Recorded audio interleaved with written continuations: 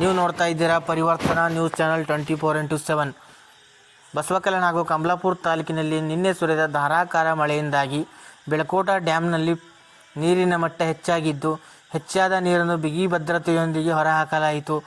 ಇದರಿಂದಾಗಿ ಮಹಾಗಾಂವ್ ಕ್ರಾಸ್ ಹೋಗುವ ರಸ್ತೆಯ ನಡುವೆ ಇರುವಂಥ ಸೇತುವೆ ಮೇಲಿಂದ ನೀರು ಹಾದು ಹೋಯಿತು. ಇದರ ಪರಿಣಾಮವಾಗಿ ಕೆಲ ಗಂಟೆಗಳ ಕಾಲ ರಸ್ತೆ ಪ್ರಯಾಣ ಸ್ಥಗಿತಗೊಂಡಿತು. ನೇರ, ದಿಟ್ಟ, ನಿರಂತರ ಸುದ್ದಿಗಾಗಿ ನೋಡ್ತಾ ಇರಿ ಪರಿವರ್ತನಾ ನ್ಯೂಸ್ ಚಾನೆಲ್.